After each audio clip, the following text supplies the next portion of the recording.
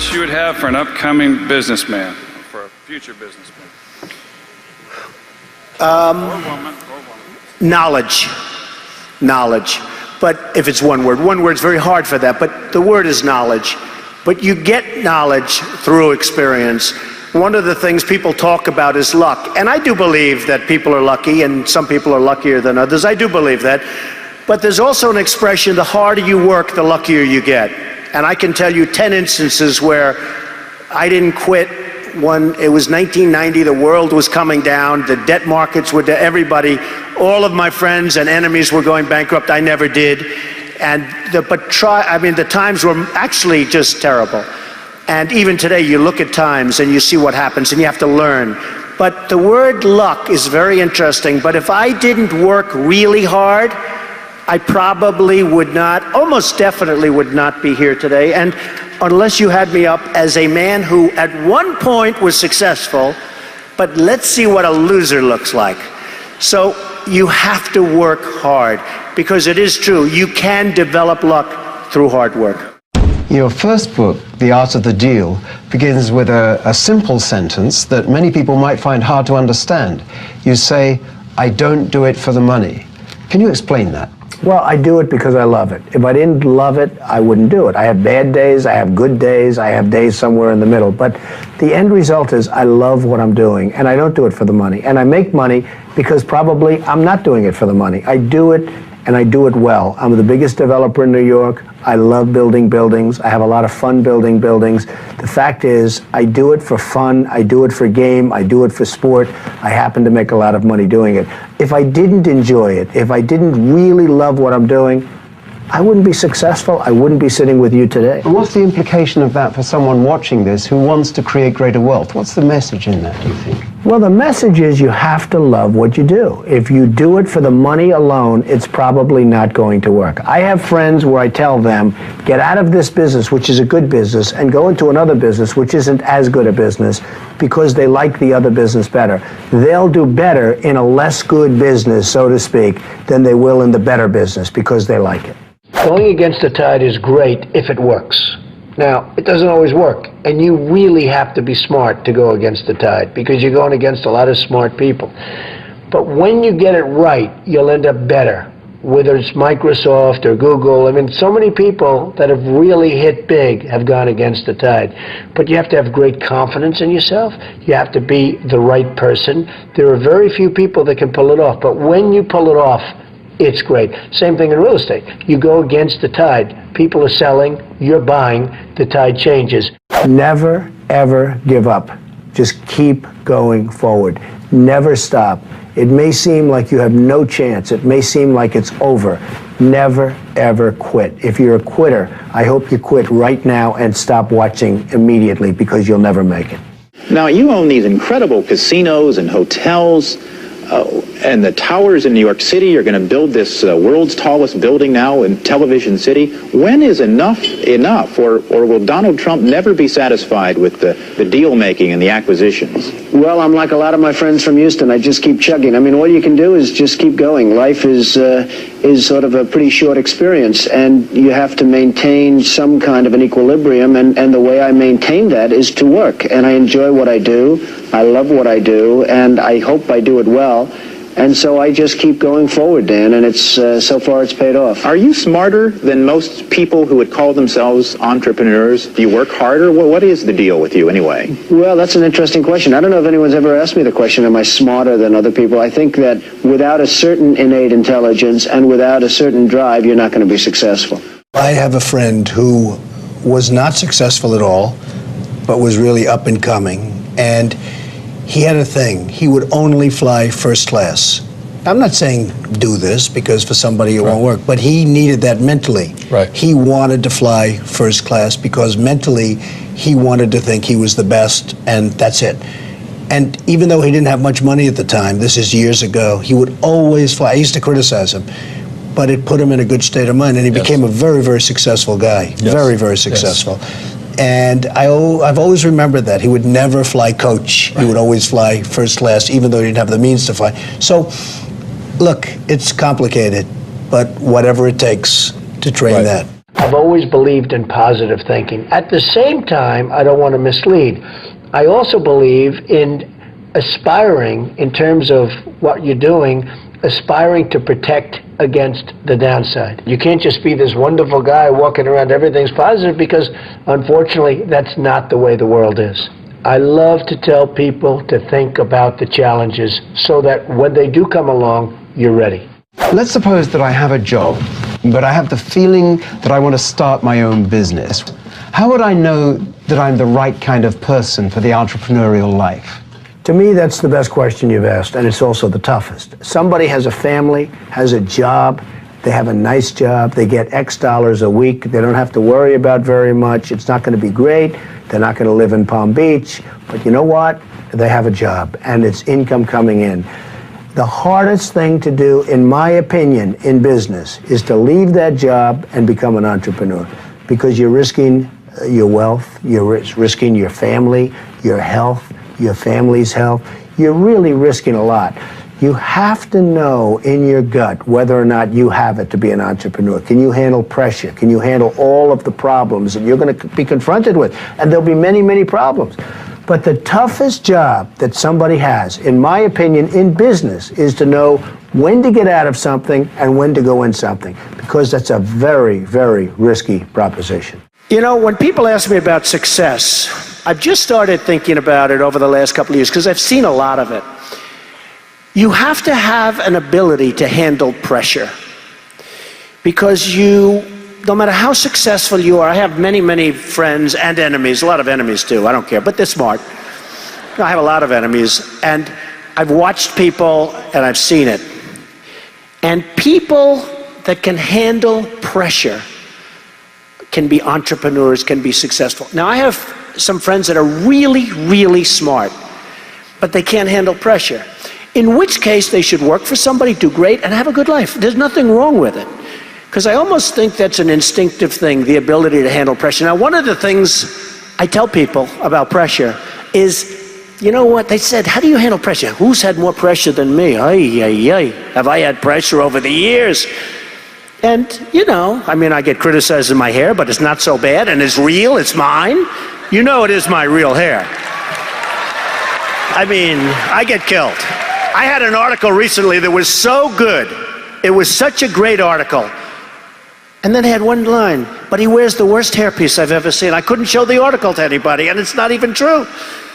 But you have to have the ability to handle pressure. And if you can't handle pressure, you have to know that about yourself. You have to know that about yourself. So, handle pressure. If you can't, that's okay. But one of the things I tell people about handling pressure is, remember, because they asked me the question, how do you handle the stress? And you know, somebody actually said, Donald, you're so handsome. Do you believe this? I love this person. You're so handsome. How have you stayed so handsome under all this pressure? And I actually thought of it to myself, you have to remember, it doesn't matter. God matters, your family matters. It doesn't matter. And if you say it, I have some people, they say, I've got to be successful. I've got to be. They'll never be successful. It's too crazy. They can't think straight. Does that make sense? Does that make sense to you that was going crazy, standing up about your success, right? So you've got to handle it. Now he's a little bit more low-key. That's very good. I like that. We've calmed him down. So you've got to be able to sort of say to yourself, nothing matters that much other than the real big deals with family, with your faith, etc. People settle for mediocrity for one reason. They're lazy. I've seen it so often. People go into something, they don't want to go that extra step. They know it's not going to be great. It might be good, it might be okay. It's not going to be great. They settle for mediocrity. They're lazy. I have 5 children, but the 3 that are in business, and a lot of it's because of the success of The Apprentice, where they go on and people get to know Ivanka and Don and Eric. But a lot of that was early upbringing. I'd always say to them, no drugs, no alcohol, no cigarettes. And now I add for Barron, and I'd drive them crazy. I'd say every time they'd leave, no drugs, No alcohol, no cigarettes. Repeat after me. And I'd have to repeat. They go, Ivanka would go, Dad, will you leave me alone? But I'd drum it into their heads. And you know, you have to get through those artificial barriers. I call them artificial barriers because you can do something about it until it's too late. Once it's in your system, it's very hard to stop. Like, I don't drink, and it's very easy for me not to drink. I tell people, what are you drinking for? What are you drinking for? And they don't even understand what I'm saying. So because it's so how did you, it's amazing when people see you, they can't imagine. No alcohol. Oh, would I be in trouble if I was a drinker with my life? No smoking. Yeah, no smoking. Well, I had a And brother. no drugs. I had a brother, Fred, who was sadly an alcoholic, a serious alcoholic, and he was the best-looking guy you've ever seen. And he was much older than you. He was much older. He was 10 years older than me, 11 years older than me, and he was as good-looking a guy as you've ever seen. He had everything going. The best personality. I have like a bad personality compared to Fred, but he started drinking, and he also smoked a lot. But he started drinking, and I think it started in college, frankly, but it got progressively worse. And he was really unable to stop. And he'd always tell me, don't you ever drink. So he was much older than me, and it really has an impact, you know, when you have that kind of an age difference. But he'd point, don't you ever drink and don't you ever smoke. He'd add the smoking in because he smoked and he drank. And it hugely affected his health and hugely affected even his look and his, you know, the whole bearing. And every time he'd see me, he'd say, don't you ever drink and don't you. So I never drank. I mean, I really, when you talk about my father, I learned a lot from my father, but I learned a lot from my brother Fred. And he set an example. It wasn't maybe the example that people would think, but it really was, in its own way, an example. We met an adorable 10-year-old girl named Megan. Now, Megan was born with brittle bone disease. Hi, Megan. My name's Donald, and you probably don't know me, but I was watching Maury's show the other day, and I must tell you, you really hit me right here. I think you are so beautiful, and both inside and out. I had a little something, a little gift that I gave to Maury, who's a friend of mine, and a very good golfer. Don't ever play him in golf. He's very, very good, believe me. And I gave him a little gift for you, and I hope you and your mother have a good time with it. And you're very special, and you just keep it up and keep up that attitude. So good luck, and you stay in touch. So, Donald Trump, he has his name on more buildings in New York City than any other person. And besides that, he is one of the most generous people I know. And he wants you and your mom to have a very special check. And when we talk about Donald Trump, when he gives out checks, we're not talking chump change here. This is big time money. So, look at that. Do you know how much that's for? Did you get all those zeros right?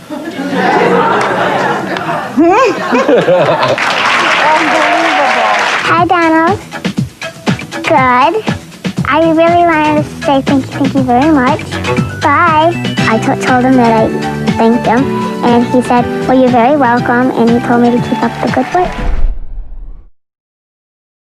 Thank you guys so much for watching. I'd love to know, what did you think of this video? And in general, what do you think of the Volume 2 series? Leave it down in the comments below. Also, I'd love to know, what did you learn from this video that had the biggest impact on you? What did he say that resonated with you the most that you're going to immediately apply somehow to your life or to your business? Leave it down in the comments below. I'm super curious to find out. Finally, I want to give a quick shout out to Kelly Quinton. Kelly, thank you so much for picking up 10 copies of my book and sharing it with your friends. I really, really, really appreciate the support, and I hope you all enjoy the read. So thank you guys again for watching. I believe in you. I hope you continue to believe in yourself and whatever your one word is. Much love. I'll see you soon.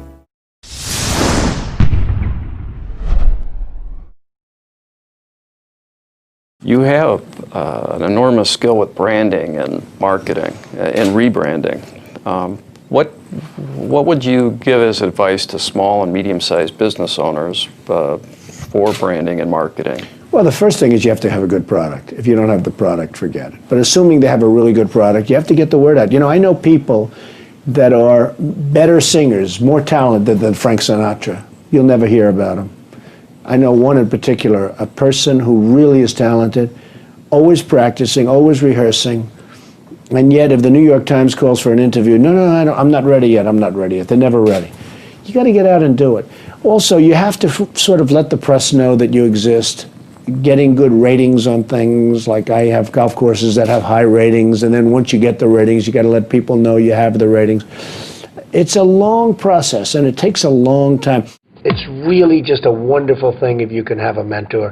Having a mentor makes a big difference in life. Now, you have to look around who's somebody that you aspire to be or to be like, but having a mentor is a wonderful thing. Something I do have to ask you is what's it like to wake up and be Donald Trump? When you're shaving in the mirror and you're looking at yourself, you're an icon. What is that like?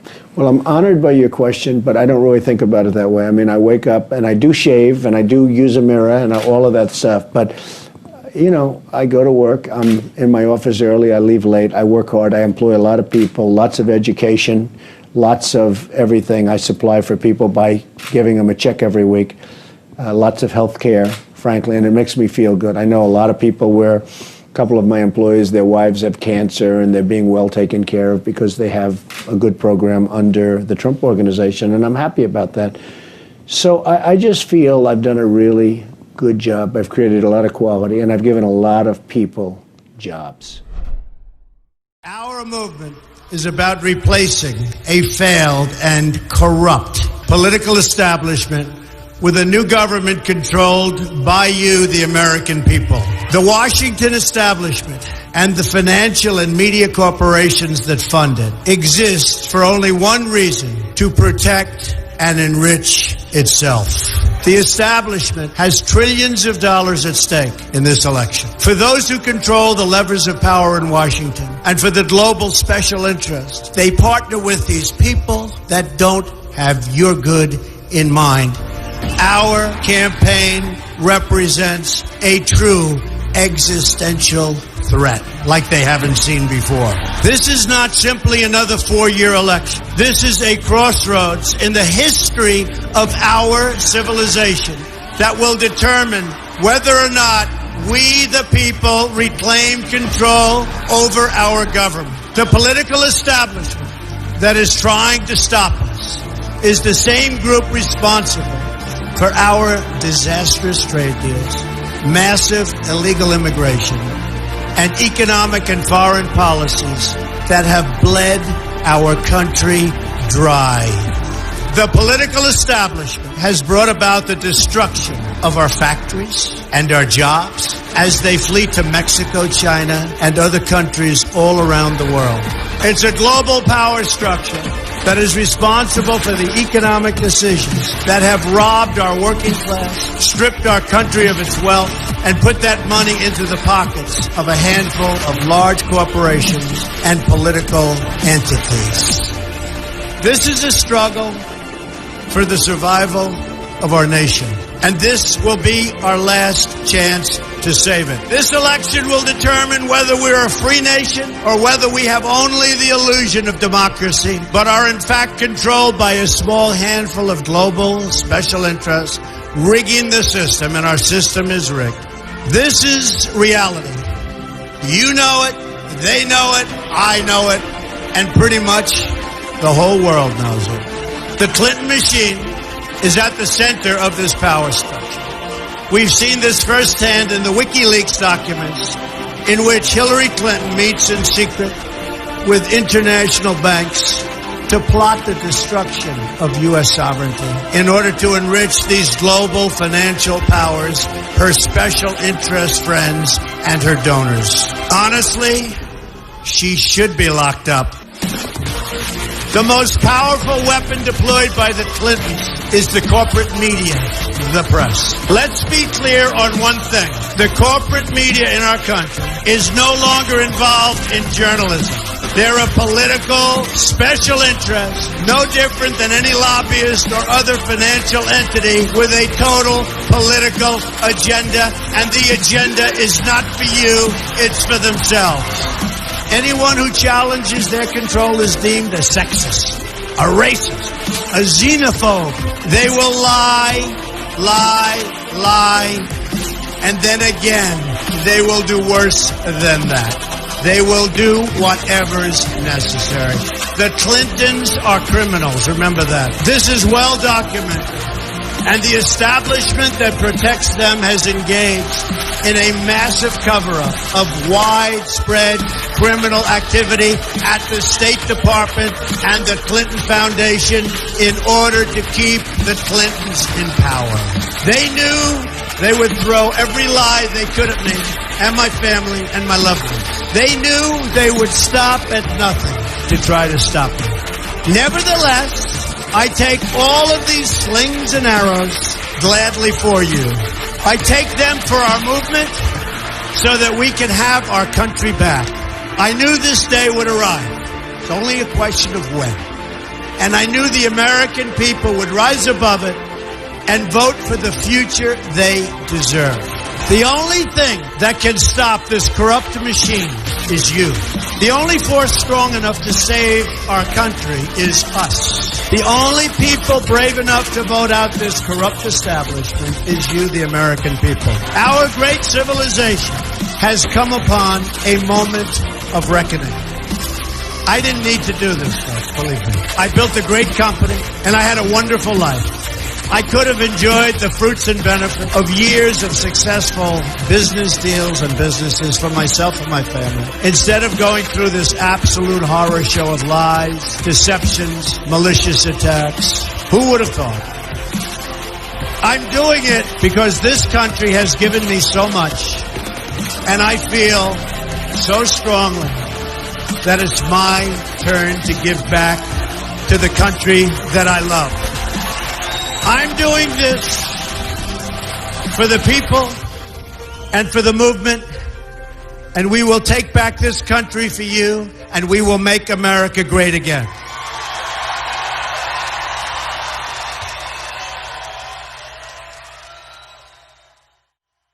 And this is a 3D CHAV'S take on it.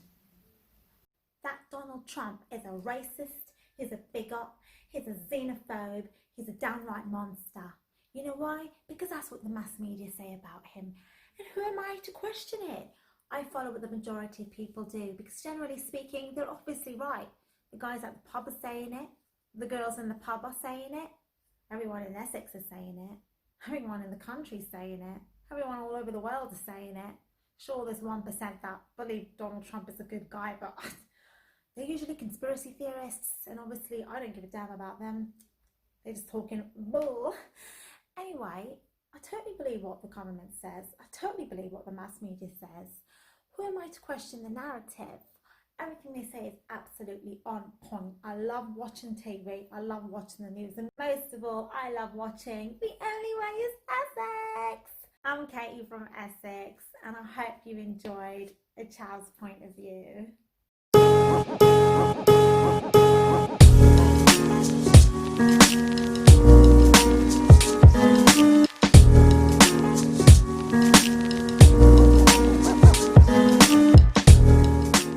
Don't forget to hit that subscribe button on my YouTube channel, and for more inspirational quotes, check out my Instagram at freedompreneur_lifestyle.